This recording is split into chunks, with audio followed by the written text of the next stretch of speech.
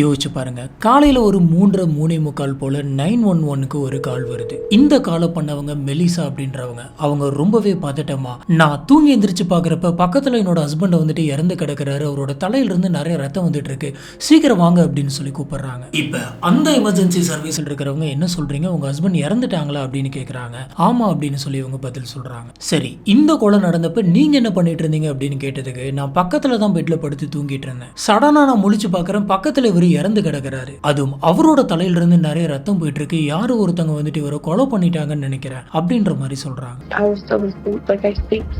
அதுக்கு எமர்ஜென்சி கால்ல இருக்கிறவங்க, ஒரு கொலைகாரன் உங்களோட வீட்டுக்குள்ள வந்து உங்க பக்கத்துல படுத்து தூங்கிட்டு இருந்த உங்களோட ஹஸ்பண்டை வந்துட்டு கொலை பண்ணிருக்க, உங்களுக்கு கொஞ்சம் கூட சத்தம் கேட்கலையா அப்படின்னு கேக்குறாங்க. அதுக்கு மெலிசா வந்து, இல்ல நான் நல்லா படுத்து அசந்து தூங்கிட்டு இருந்தேன் அப்படின்னு பதில் சொல்லியிருக்காங்க. இப்ப இவங்க சொல்ற இந்த விஷயத்த உங்களால நம்ப முடியுதா?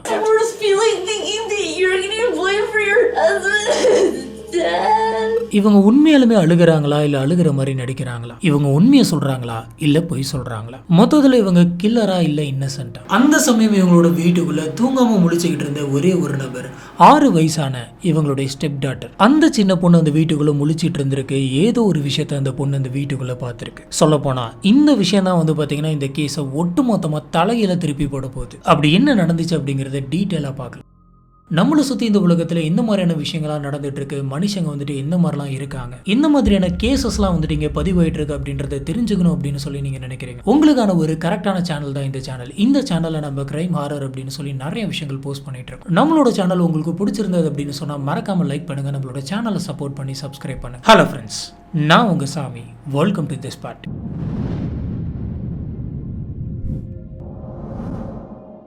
2004 மிடின் டவுன் நிவேடா. இங்க 32 வயசான பென் அப்படின்ற ஒரு நபர் இருக்காரு. இவரோட கல்யாண வாழ்க்கை ஒழுங்கா இல்லாம போனதுனால நம்ம 2 பேருமே பிரிஞ்சிடலாம் அப்படின்னு சொல்லி பென் அவரோட ஒய்ஃப் கிட்ட இருந்து லீகலா டைவர்ஸ் வாங்கிக்கிறாரு. இந்த டைவர்ஸ்க்கு அப்புறமா அவருடைய 3 வயசு பொண்ணான அலிசா அப்படின்ற அந்த சின்ன குழந்தைய பாத்துக்கிறதுக்கான கஸ்டடி வந்துட்டு அவங்க அப்பாவான பென்னுக்கே போகுது. இவர் அவருடைய 3 வயசு பொண்ணை ரொம்பவே பத்திரமா ரொம்ப சந்தோஷமா வளர்த்தார். இந்த அப்பா பொண்ணுக்கு இடையில ஒரு பயங்கரமான ஸ்பெஷல் பாண்டிங் இருந்தது அப்படின்னு சொல்றாங்க. அவங்க அப்பா எப்பயுமே அவங்க பொண்ணை எங்கேயுமே தனியாக விட மாட்டாங்க. எங்க போனாலும் அவங்களோட குழந்தைய கூட்டிக்கிட்டே தான் போவாரு. சொல்ல போனா வேலண்டைன்ஸ் டே ஈவெண்ட்டு கூட தன்னுடைய பொண்ணை தான் கூட்டிட்டு போயிருக்காரு. பொண்ணு கூட வந்துட்டு டான்ஸ் பண்ணியிருக்காரு. ரொம்பவே ஹாப்பியா இருந்திருக்காரு. சுத்தி இருக்கிற அத்தனை பேருமே நீங்க வந்துட்டு அலிசாவுடைய அப்பா கிடையாது, அலிசாவுடைய பெஸ்ட் ஃப்ரெண்டுன்னு சொல்லுவாங்களாம். அந்த அளவுக்கு ஹாப்பியா பார்த்துக்கிட்டு இருந்திருக்காரு. அவரோட லைஃப்ல அவருக்கு கிடைச்ச ரொம்பவே பியூட்டிஃபுல்லான ஒரு ரிலேஷன்ஷிப் வந்துட்டு அவங்களோட பொண்ணு தான் அப்படின்னு நினைச்சாரு. இப்படி இருந்தப்பதான் பென் வந்துட்டு நம்ம மறுபடியும் காதலிக்கணும், நம்மளுக்குன்னு சொல்லிட்டு ஒரு குடும்பம் இருக்கணும் அப்படின்னு ஆசைப்பட்டாரு. இப்படி இவர் தேடிக்கிட்டு இருந்த அந்த சமயம் தான் வந்து பாத்தீங்கன்னா மெலிசா அப்படின்ற ஒரு பொண்ணை இவர் பாக்குறாரு.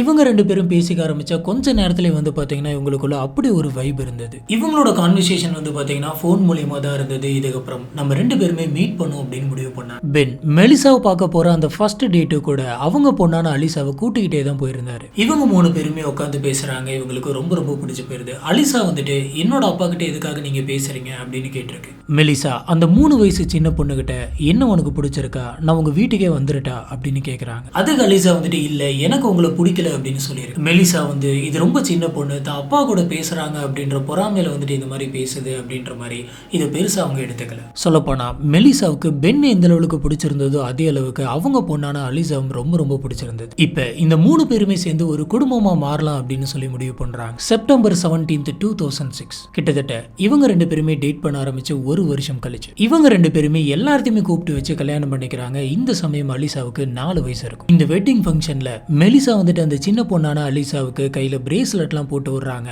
அவங்க அந்த ஃபங்க்ஷன்ல ரொம்ப ரொம்ப ஹாப்பியா இருக்காங்க. இந்த 3 பேருமே ஒருத்தர் மேல ஒருத்தர் வந்துட்டு ரொம்பவே பாசமா இருந்தாங்க. இப்படி இவங்களோட கல்யாணம் வந்துட்டு நல்லபடியா முடிஞ்சதுக்கு அப்புறமா அலிசாவுடைய முழு கஸ்டடியும் பென்னுக்கே வருது. பென்னுடைய எக்ஸ் வைஃபான டேனுக்கு எந்த ஒரு கஸ்டடியும் கொடுக்கல. இப்ப இவங்க எல்லாருமே ஒரே குடும்பமா வாழ ஆரம்பிச்சாங்க. இந்த குடும்பத்துல யார் யார் இப்ப இருக்கிறாங்க அப்படின்னு பாத்தீங்கன்னா பென், அப்புறம் மெலிசா, அப்புறம் அவங்களுடைய குழந்தை வந்துட்டு அலிசா. அது மட்டும் இல்லாம மெலிசாவுடைய தம்பியான கிராங்கும் வந்து பாத்தீங்கன்னா அவங்களோட அதே வீட்டுல தான் தங்கி இருந்தாரு. இவங்க எல்லாருமே ஒன்னா ரொம்பவே ஹாப்பியா இருந்தாங்க.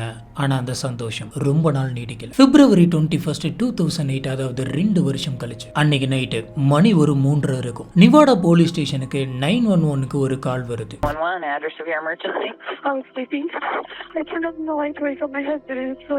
இந்த போன் கால் பண்ணது வேற யாரும் இல்ல, அலிசாவுடைய ஸ்டெப் மாமான மெலிசா தான். இவங்க அந்த ஃபோன் காலில் ரொம்பவே நடுங்கின குரலோட என் பக்கத்தில் படுத்திருந்த என்னோட ஹஸ்பண்ட் தலையில இருந்து ரத்தமா இருக்கு, அவர் பேச்சு மூச்சு இல்லாமல் இருக்கிறாரு, அவர் இறந்துட்டாருன்னு நினைக்கிறேன். Is he awake? No, he's dead. He's dead. So you think somebody came in and shot him? Yeah. இப்போ அந்த எமர்ஜென்சி காலில் இருந்தவங்க நீங்கள் எதுவும் பயப்படாதீங்க, போலீஸ் ஆஃபீஸர்ஸ்லாம் வந்துக்கிட்டே இருக்காங்க, நீங்கள் பதட்டப்பட வேணாம் அப்படின்னு சொல்லியிருக்காங்க. கூடவே இந்த எமர்ஜென்சி சர்வீஸில் இருக்கவங்க மெலிசா கிட்ட சில கேள்விகள்லாம் கேட்குறாங்க. உங்களுக்கு பக்கத்துலேயே இந்த மாதிரியான ஒரு சம்பவம் நடந்திருக்கு, உங்களுக்கு கொஞ்சம் கூட சத்தம் கேட்கலையா அப்படின்னு கேட்குறாங்க. இப்போ சடனாக மெலிசா வந்துட்டு வேற யார் கூடயோ பேசுகிற மாதிரியான குரல் கேட்குது. இந்த எமர்ஜென்சி சர்வீஸில் இருக்கவங்க அங்கே யார்கிட்ட நீங்கள் பேசிகிட்டு இருக்கீங்க அப்படின்னு கேட்குறாங்க. அதுக்கு 6 வயசான என்னோட பொண்ணுகிட்ட தான் நான் பேசிக்கிட்டு இருக்கேன். என் பொண்ணு தூக்கத்திலிருந்து முழிச்சு வந்து என் அப்பா கிட்ட பேசணும்னு கேட்டுக்கிட்டே இப்ப இருக்கிற நிலைமையில் நீ பேச முடியாதுமா, கொஞ்சம் அமைதியாரு அப்படின்னு சொல்லி சமாதானம் சொல்லிட்டு இருக்கேன் அப்படின்னு சொல்றாங்க. Who are you talking to right now? My daughter.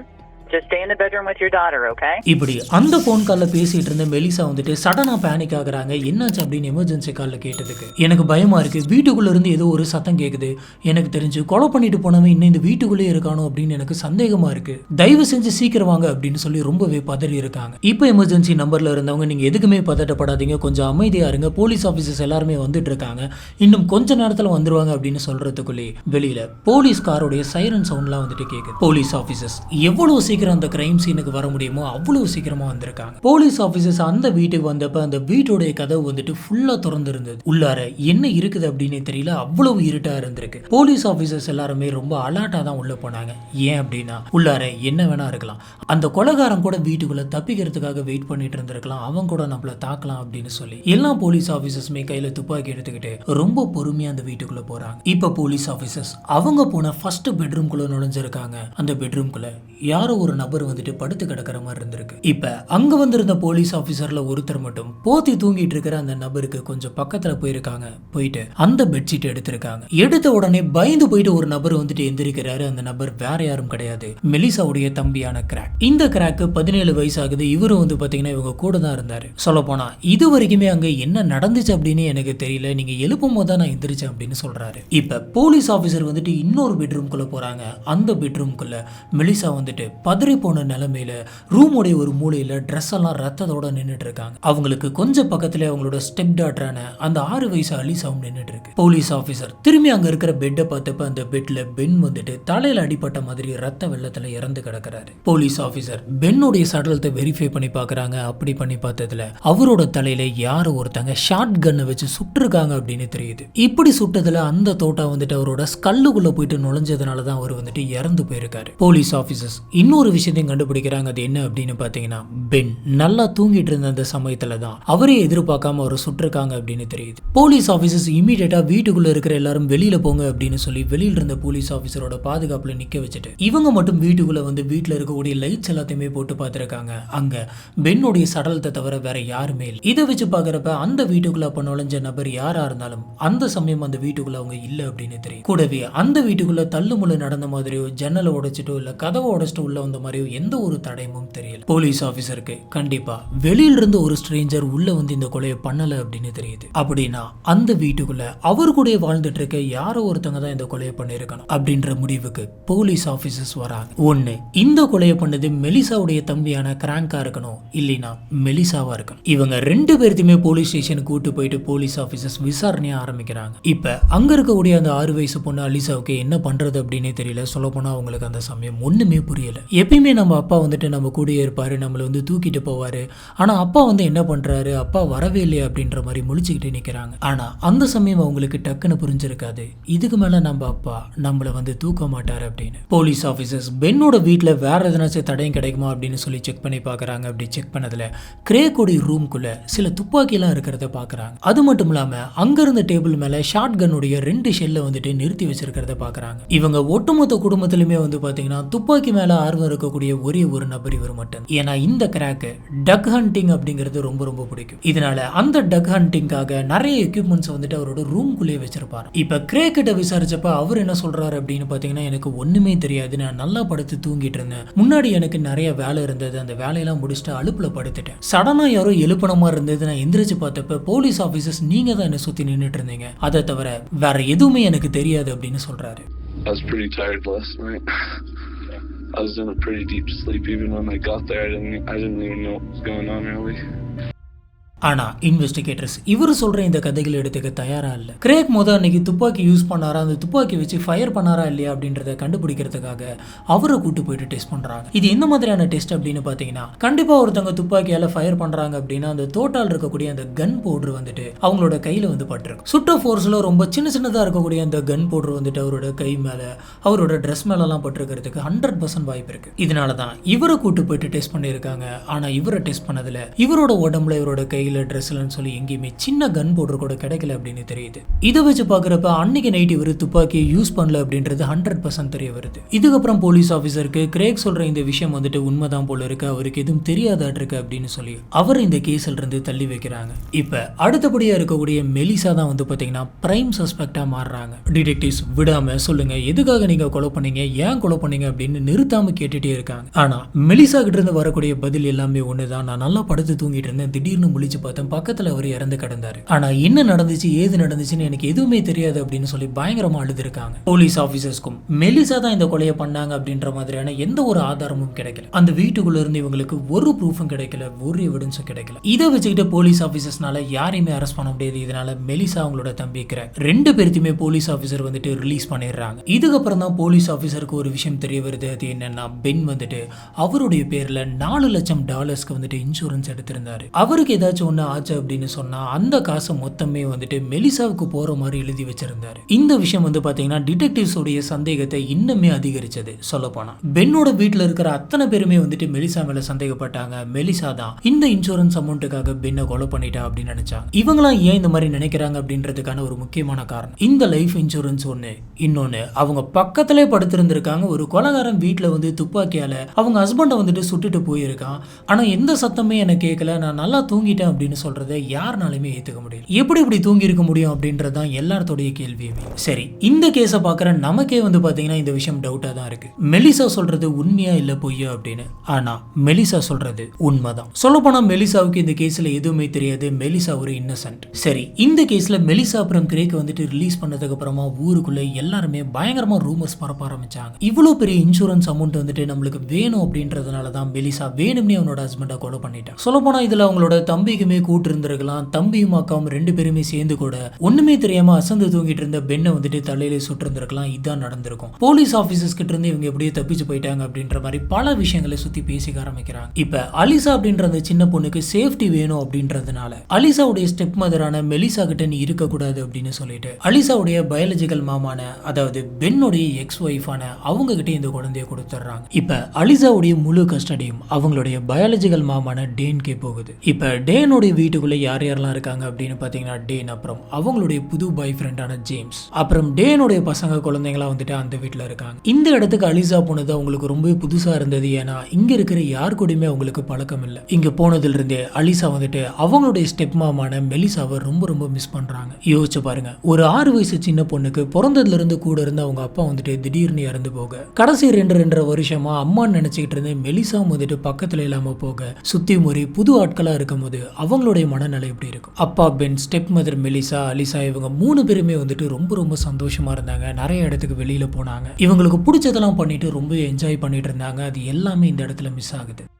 இந்த வீட்டுக்குள்ள தான் வந்து பாத்தீங்கன்னா அலிசா வந்துட்டு அவங்க ஸ்டெப் மதரான மெலிசாவை பத்தின நிறைய தப்பான விஷயங்களை கேட்கறாங்க. இந்த வீட்டுக்குள்ள இருக்கவங்க, முக்கியமா அவங்களுடைய அம்மா டேன், இவங்க எல்லாருமே அந்த குழந்தைகிட்ட மாத்தி உன்னுடைய ஸ்டெப் மதர் மெலிசா வந்துட்டு சாதாரணமான ஆளே கிடையாது, அவ பணத்துக்காக உன்னுடைய அப்பாவே வந்துட்டு கொலை பண்ணிட்டு அவ அவ்வளவு மோசமான ஒருத்தி அப்படின்ற மாதிரி மாத்தி சொல்லிக்கிட்டே இருக்காங்க. ஆனா இந்த விஷயத்த அலிசானால கொஞ்சம் கூட ஏத்துக்கவே முடியல. அலிசா, என்னுடைய ஸ்டெப் மாமான மெலிசா வந்துட்டு ரொம்ப ரொம்ப நல்லவங்க, அவங்க ஒரு இன்னசென்ட், அவங்களுக்கு ஒண்ணுமே தெரியாது, அவங்க அப்பாவை இவங்க கண்டிப்பா கொலை பண்ணி இருக்க மாட்டாங்க அப்படின்னு நம்பினாங்க. ஏன்னா மெலிசா இவங்க கிட்ட காட்டின பாசம், அன்பு எல்லாமே வந்துட்டு போலி மாதிரி இவங்களுக்கு தெரியல. இப்படி இருக்கிற இந்த சமயம் தான் அலிசா அப்படின்ற இந்த 6 வயசு சின்ன பொண்ணு போலீஸ் ஆபீசர்ஸ் கிட்ட ஒரு முக்கியமான விஷயத்த சொன்னது.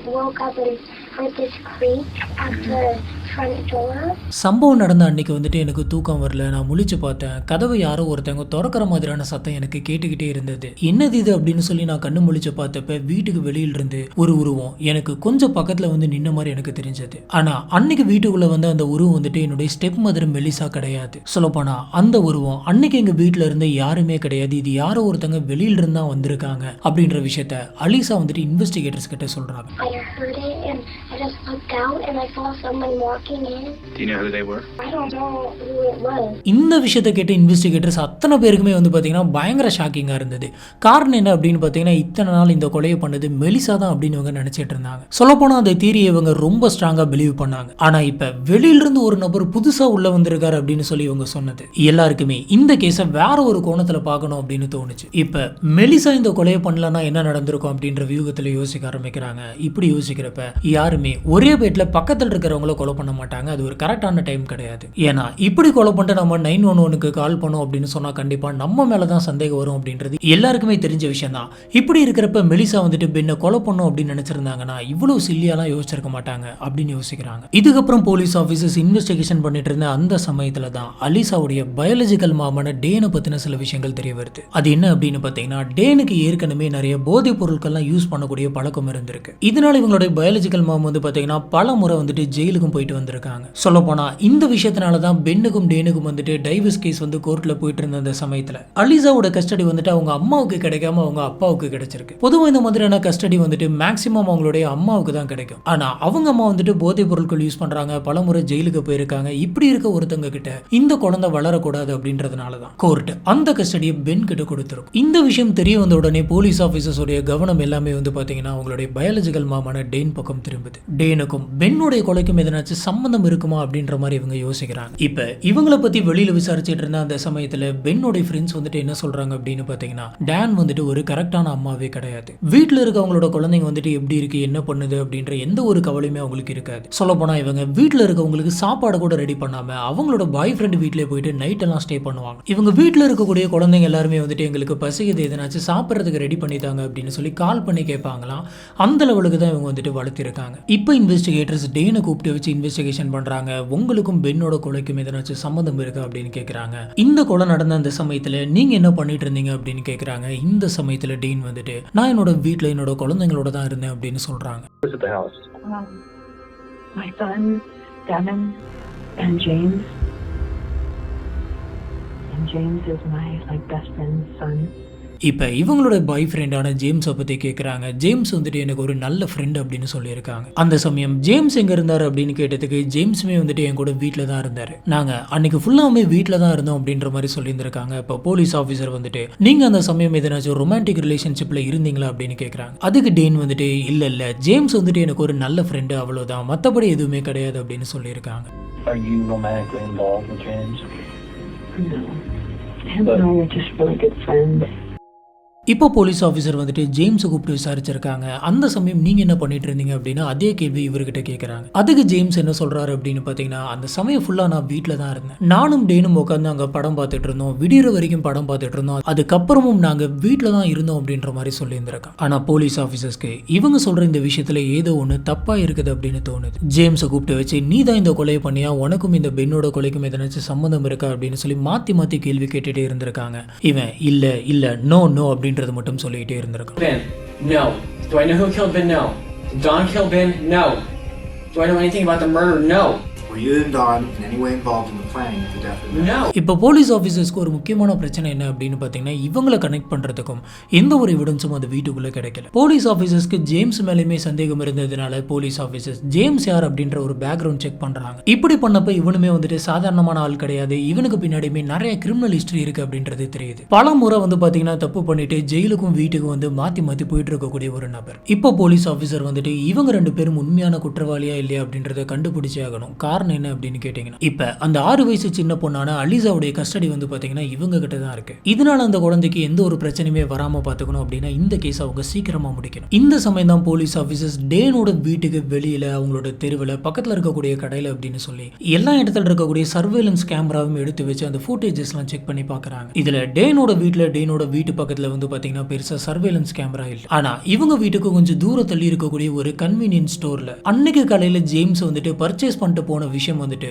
ரொம்ப தெளிவா ரெக்கார்ட் ஆயிருக்கு. இது எப்ப அப்படின்னு பாத்தீங்கன்னா அந்த கொலை நடந்து முடிஞ்ச காலையில. இந்த ஃபுட்டேஜை பார்த்த உடனே போலீஸ் ஆபீசர்ஸ்க்கு ஒரு விஷயம் ரொம்ப கிளியரா புரியுது, அவங்க பொய் சொல்லியிருக்காங்க அப்படின்னு. இப்ப மறுபடியும் இவங்க ஜேம்ஸை கூப்பிட்டு வச்சு விசாரிக்கிறாங்க. உண்மையை சொல்லுங்க, ஏன் இந்த கொலையை பண்ணீங்கன்னு கேட்கறாங்க. அதுக்கு ஜேம்ஸ் வந்துட்டு ஓப்பனாவே, என்ன நீங்க திடீர்னு இப்படி சொல்றீங்க, எதை வச்சு நான் தான் இந்த கொலை பண்ணிருப்பேன் நீங்க சொல்றீங்க அப்படின்ற மாதிரி இன்வெஸ்டிகேட்டர்ஸ் கிட்டே இவன் கேட்கறான். இதுக்கு ஆபீசர்ஸ் வந்துட்டு அன்னைக்கு நாங்க விடிய படம் பார்த்துட்டு இருந்தோம், வீட்டுக்குள்ள டைம் ஸ்பெண்ட் பண்ணிட்டு இருந்தோம், அடுத்த நாள் வெளியில போல அப்படின்னு நீங்க தான் என்னென்னமோ சொன்னீங்க. ஆனா பக்கத்தில் இருக்கக்கூடிய கன்வீனியன்ஸ் ஸ்டோருடைய சிசிடிவி கேமராவில் நீங்க வந்துட்டு போனது ரொம்ப தெளிவா இருக்கு, சொல்லுங்க ஏன் போய் சொன்னீங்க அப்படின்ற மாதிரி கேட்டு லாக் பண்றாங்க. Made up a big story about how you guys watched movies all night long, how you passed out on the couch, how you, etc. You went on about that.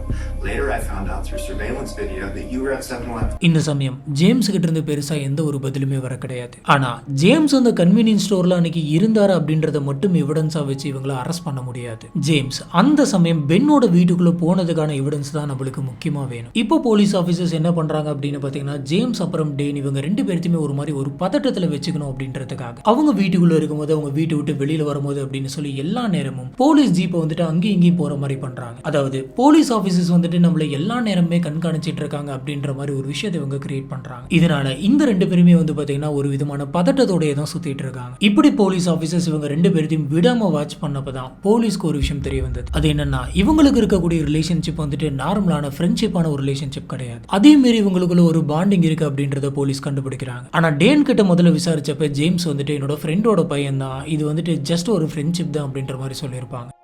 இப்போ இந்த கேஸ் எப்படி கொண்டு போறது அப்படின்னு சொல்லி யோசிச்சுட்டு இருந்த போலீஸ் ஆஃபீஸருக்கு நம்ம மறுபடியும் அந்த 6 வயசு பொண்ணான அலிசாவை போயிட்டு விசாரிக்கலாமா, அன்னைக்கு நைட்டு நீ பார்த்த அந்த உருவம் வந்துட்டு யார் மாதிரி இருந்தது அப்படின்ற மாதிரிலாம் கேட்கலாம் அப்படின்னு யோசிக்கிறாங்க. ஆனா இப்படி இவங்க யோசிச்சுக்கிட்டு இருந்த அந்த சமயத்துல தான் இந்த கேஸ்ல யாருமே எதிர்பார்க்காத ஒரு ட்விஸ்ட் ஒன்று நடக்குது. அது என்னன்னா, அலிசாவுடைய அம்மாவான டேனுடைய பையன் டெவின் வந்து போலீஸ் ஸ்டேஷனுக்கு வந்து எனக்கு சில உண்மைகள்லாம் தெரியும், அந்த உண்மையெல்லாம் நான் உங்ககிட்ட சொல்லலாமா அப்படின்னு சொல்றாரு. போலீஸ் ஆஃபீஸர்ஸ் என்ன உண்மை அப்படின்னு சொல்லி கேட்டப்ப, பென் இறந்து போறதுக்கு முன்னாடி, அதாவது நைட், அந்த நைட்டு டேன் அப்புறம் ஜேம்ஸ் இவங்க ரெண்டு பேருமே வீட்டுல பயங்கர சத்தம் போட்டு கோவமா பேசிக்கிட்டு இருந்தாங்க. இவங்க எதை பத்தி பேசிட்டு இருக்காங்க அப்படின்னு நான் கேட்டேன். அப்பதான், பென்னால எனக்கு நிறைய பிரச்சனை இருக்கு, சைல்டு கஸ்டடி கூட ஒழுங்கா எனக்கு கிடைக்கல, அவங்ககிட்ட இருந்து எனக்கு எந்த ஒரு காசுமே கிடைக்கல, அவனை சும்மா விடக்கூடாது, அவனால என்னோட வாழ்க்கையை வந்துட்டு ஸ்பாயில் ஆயிடுச்சு அப்படின்ற மாதிரி பயங்கரமா பேசிக்கிட்டாங்க. இதுக்கு ஜேம்ஸ் வந்துட்டு சொல்ல, அவனை என்ன பண்ணலாம், அவனை கொலை பண்ணிடலாமா அப்படின்ற மாதிரி அம்மா கிட்ட பேசிக்கிட்டு இருந்தான். இப்படி நைட்டு ஃபுல்லா இவங்க பயங்கரமா பேசிட்டு இருந்தாங்க. நாங்க தூங்குனதுக்கு அப்புறமா இவங்க அந்த வீட்டை விட்டு வெளியில போனாங்க அப்படின்ற ஒரு இன்ஃபர்மேஷன் இந்த பையன் டெவின் வந்துட்டு போலீஸ் ஆபீசர் கிட்ட சொல்றாரு. Throughout the night she kept going that she wants Ben. James just out of nowhere kept saying, you know what, I'll go kill him for you, just give me the word and I'll go kill him for you. இதுக்கு மேல நீ தப்பிக்க முடியாது அப்படின்னு சொல்லி ஜேம்ஸை பிடிச்சி விசாரிச்சப்ப ஜேம்ஸே வந்துட்டு அப்ரூவரா மாறுறான், அதுவும் டேனுக்கு எதிரா. இது எதுவுமே வந்துட்டு நான் பண்ண கிடையாது, டேன் சொல்லி தான் இதெல்லாம் நான் வந்துட்டு பண்ணேன், எனக்கு எதுவுமே தெரியாது, என்ன வம்புல மாட்டி விட்டுட்டா அப்படின்ற மாதிரிலாம் சொல்லியிருக்கான். போலீஸ் ஆபீசர்ஸ் சரி அப்படின்னு என்ன பண்ண அப்படின்றத தெளிவா சொல்லு, என்ன பண்ண அப்படின்னு கேட்டிருக்காங்க. அதுக்கு ஜேம்ஸ், நான் அப்புறம் டேன் நாங்க ரெண்டு பேருமே சேர்ந்து தான் பென்னை கொலை பண்ணோம் அப்படின்ற உண்மையை சொல்றாங்க. She said, I don't want you to take care of Ben, I want you to kill Ben. I said, you want me to kill Ben? இப்ப ஜேம்ஸ் வந்துட்டு அன்னைக்கு அந்த வீட்டுக்குள்ள என்ன நடந்துச்சு அப்படிங்கறத கிளியரா சொல்ல ஆரம்பிக்கிறான். சம்பவம் நடந்த அன்னைக்கு பென்னோட வீட்டுல எல்லாருமே நல்லா படுத்து தூங்கிட்டு இருந்தாங்க. அந்த சமயத்துல டேன் ஜேம்ஸ் கிட்ட, இதான் மாஸ்டர் பெட்ரூம், இங்கதான் வந்துட்டு ஜேம்ஸ் இருக்கான், அவனை நீ கொலை பண்ணிடு அப்படின்ற மாதிரி மேனிபுலேட் பண்ணிட்டு டேன் வந்து அந்த 6 வயசான சின்ன பொண்ணு அலிசாவை பாக்குறதுக்காக அவங்களுடைய ரூம்குள்ள போறாங்க. இந்த சமயம் வந்து பாத்தீங்கன்னா அந்த 6 வயசு சின்ன பொண்ணு அலிசா வந்துட்டு எந்திரிக்கவும் கிடையாது, தூங்கவும் கிடையாது. அவங்க படுத்துக்கிட்டே கண்ணை மட்டும் முழிச்சு பார்த்திருக்காங்க. அங்க ஏதோ ஒரு உருவம் வீட்டுக்குள்ள வர்றதை அவங்க பார்த்திருக்காங்க. அவங்க பார்த்த அந்த உருவம் வேற யாரும் கிடையாது, அவங்களுடைய சொந்த அம்மாவான டேனுடைய உருவம். இப்ப மாஸ்டர் பெட்ரூம்குள்ள போன ஜேம்ஸ் வந்துட்டு துப்பாக்கி எடுத்து தூங்கிட்டு இருந்த பென்னோட தலையில வைக்கிறான். அந்த சத்தம் பெருசா வெளியில கேட்காத மாதிரி அந்த தலகானை எடுத்து துப்பாக்கி வச்சு அமுத்தி பென்னை சுடலாமா வேணாமா அப்படின்னு சொல்லி ரொம்ப நேரம் அங்கேயே துப்பாக்கி வச்சு யோசிக்கிட்டே நின்றுட்டு இருந்திருக்கு. இந்த சமயம் டேன் வந்துட்டு அலிசாவோட பெட்ரூம்ல இருந்து வெளியில போயிட்டு புறப்படுறதுக்காக ரெடியா காரை ஆன் பண்ணி வச்சிட்டு இருந்தாங்க. இப்ப வெளியில கார் ஆன் பண்ணி வச்சிருக்க அந்த சத்தத்தை கேட்டு ஜேம்ஸ் வந்துட்டு என்ன பண்றது அப்படின்னே தெரியாம டக்குன்னு ட்ரிகர் அமுத்திடுறான். தூங்கிட்டு இருந்த பென்னுடைய ஸ்கல்லுக்குள்ள இந்த புல்லட் போயிட்டு படுது. அதே இடத்துல என்ன நடந்துச்சு அப்படின்னு தெரியாம பென் வந்துட்டு இறந்து போறாரு. இந்த கொலையை பண்ணதுக்கு அப்புறமா பக்கத்துல தூங்கிட்டு இருக்கக்கூடிய மெலிசாவையும் கொலை பண்ணிடலாம் அப்படின்னு சொல்லி ஜேம்ஸ் மெலிசாவுடைய தலைகிட்ட துப்பாக்கி வச்சு நின்றுருக்கான். ஆனா உள்ளுக்குள்ள ஏதோ ஒரு தயக்கம் இருந்துகிட்டே இருந்தது. ரொம்ப நேரம் துப்பாக்கியை தலையிலே வச்சு பார்த்துட்டு இருந்தேன். இவன் என்ன நினைச்சான் அப்படின்னு தெரியல, டக்குன்னு அந்த ரூம் விட்டு வெளியில போயிட்டான். சொல்ல போனா அந்த சமயம் ஜேம்ஸ்க்கு என்ன தோணுச்சு அப்படிங்கிறது ஜேம்ஸ்கே தெரியாது.